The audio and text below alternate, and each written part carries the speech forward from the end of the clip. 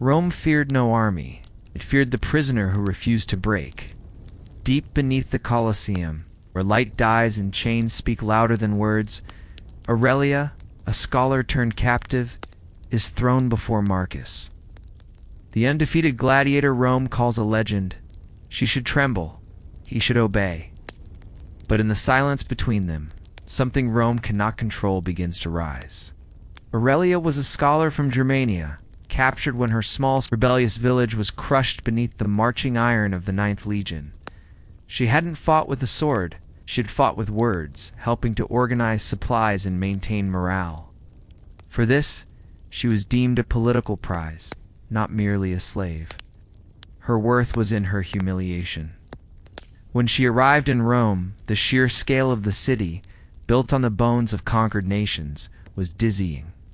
She was immediately sent to the prisons beneath the imperial ludus, far from the bustling slave markets. This was a holding place for those too defiant, too beautiful, or too high-born to simply toil in a kitchen or field. They were the munus, the gifts intended for spectacle and, more often, for private use.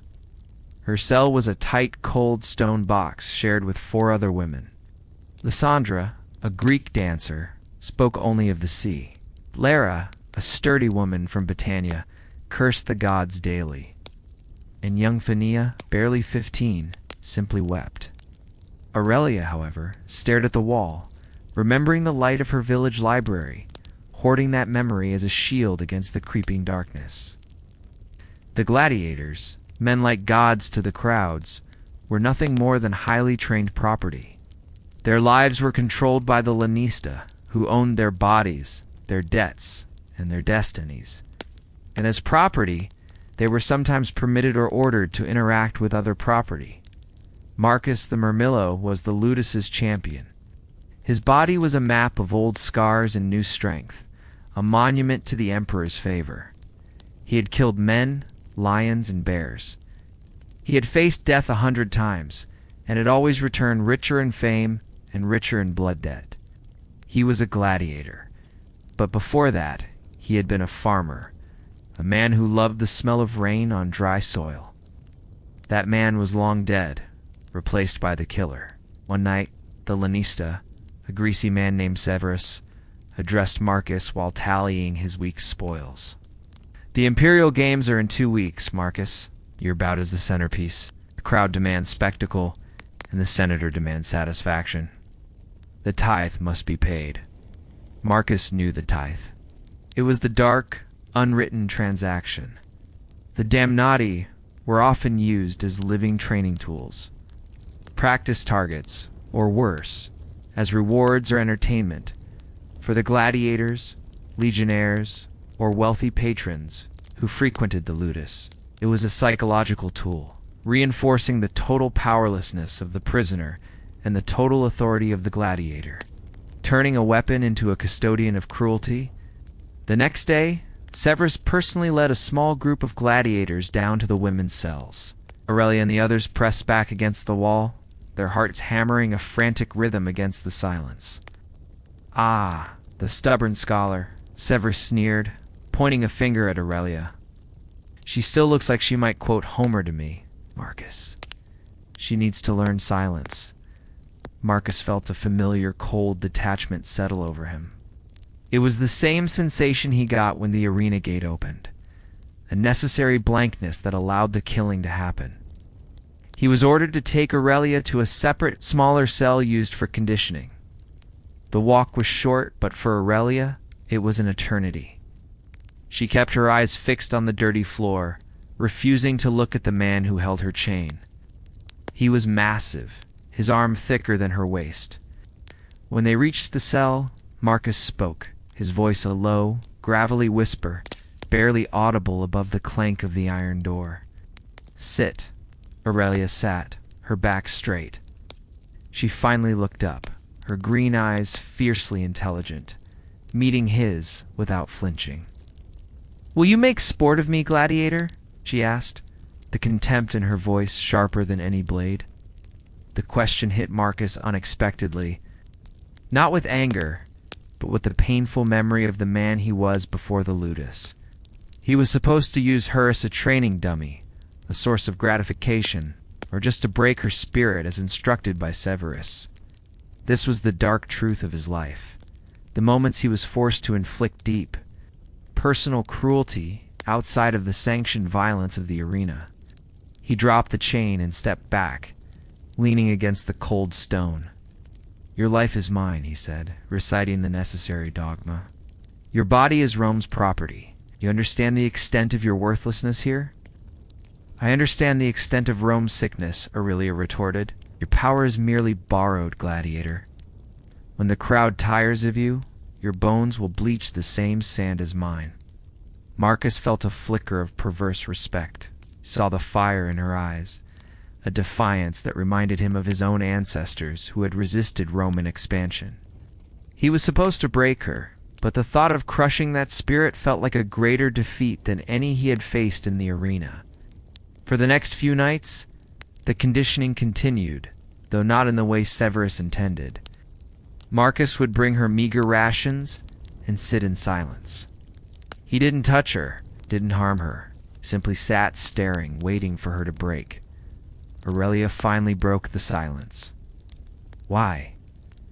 Why do you hesitate? Do you seek payment in conversation? Is that your price?"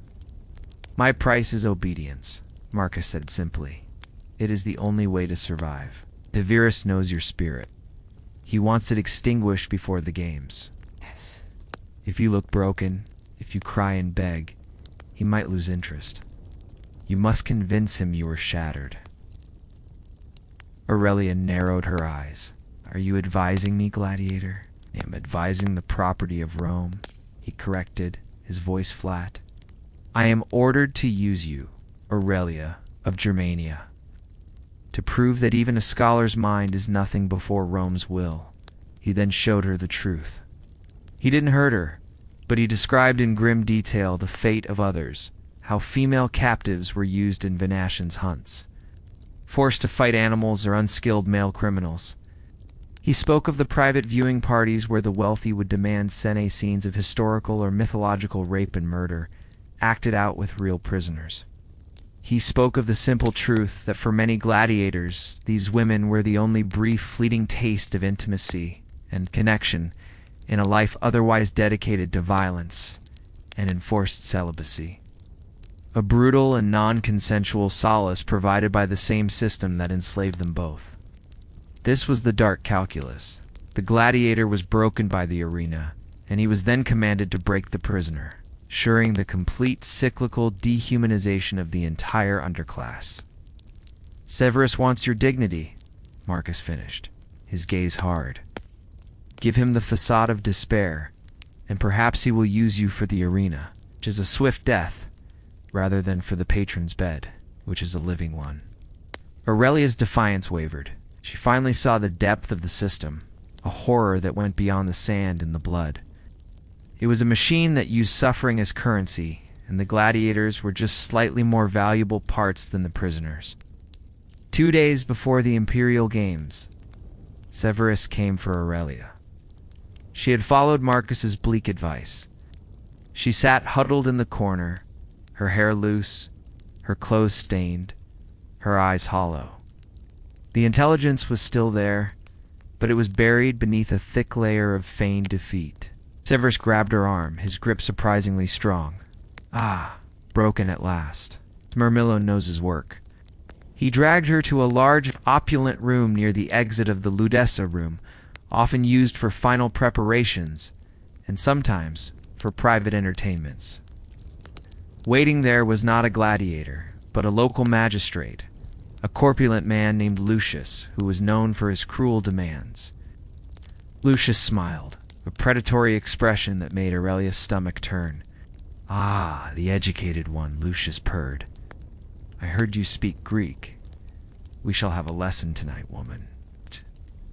"And Marcus," he addressed the gladiator, "wait outside. She screams. You will silence her." "Gently? I prefer quiet company." Marcus stood rooted to the spot. He had faced down charging chariots and mad, poisoned beasts, Yet this moment of utter passivity, standing guard over a crime he had indirectly facilitated, was the true test of his slavery.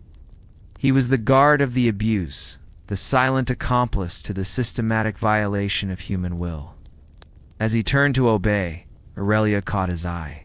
The pleading was gone, replaced by a single, burning look of accusation that cut through his cultivated apathy. It was the look that said, "You are a slave too, but you choose your chains." In that moment, Marcus, the great Murmillo, champion of Rome, felt the shame of his entire life rush in like a tide. He could not fight Severus. He could not fight the system. But he could fight this man, Lucius, who was nothing more than a wealthy parasite. The moment Lucius pushed Aurelia toward the couch, Marcus moved. Not with the roar of the arena, but with the silent precision of a trained killer. He didn't draw his sword, simply stepped inside the room, his massive shadow enveloping the magistrate. "Severus ordered me to ensure compliance, magistrate," Marcus said, his voice dangerously low. "But tonight I will ensure silence." Lucius, startled, turned. "Gladiator, you are out of line."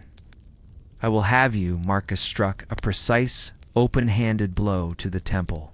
Lucius crumpled instantly, unconscious but alive. Aurelia stared utterly still. Marcus looked down at the magistrate, then at her. "He is only asleep.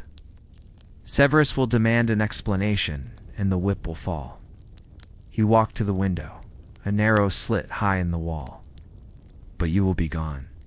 He helped her climb through the narrow window, ignoring her questions. "Go north. Do not stop for Rome, for it will consume you," he commanded. "Tell no one of this, and do not mourn the gladiator who stays behind. He is already dust." Aurelia escaped into the night, the roar of the distant city fading behind her. She never looked back. Marcus waited. He didn't flee. He simply walked back to his cell, knowing his fate was sealed. He had violated the most fundamental rule of the Ludos. He had valued a prisoner. Life over the orders of his master, and the entitlement of a Roman citizen. Severus discovered the unconscious Lucius hours later. The fury of the Lanista was terrifying. He didn't need to ask Marcus for an explanation. The act of disobedience was confession enough. The punishment was not death. Severus was too greedy to waste a champion. It was the public spectacle of the lash, delivered in the center of the Ludus yard. But worse than the pain was the knowledge that his act of mercy would change nothing fundamental about the system. Tomorrow, another captive would arrive, and another gladiator would be ordered to enforce the tithe. The machine would grind on. Yet as the whip fell, Marcus held the image of Aurelia's fierce, determined eyes. He realized that the dark truth was not just the cruelty inflicted, but the silent complicity that allowed it to continue. His single act had not saved the world, but it had saved himself, the man who was a farmer, not a killer from the final, deepest shame of total moral collapse. He may have been property, but for one night he had reclaimed his soul. He took the lash, and beneath the pain, he felt a strange, quiet triumph. The fate of female prisoners and slaves in ancient Rome was one of total subjugation, far beyond the well-documented violence of the arena. While some women fought as gladiators Amazonia or gladiatresses, the majority of female captives, known as damnati ad ludum, condemned to the games, were utilized as property. Their bodies were subject to systemic exploitation, often used in public spectacle, private entertainment, or as forced sexual companions and laborers for gladiators and soldiers. This wasn't just individual depravity. It was a function of the brutal Roman penal and slave system, designed to reinforce the absolute power of the ruling class. The dark truth is the normalization of dehumanization, where the life and autonomy of a captive were deemed non-existent, serving only as a resource for the empire's consumption. whether for sport, labor, or abuse.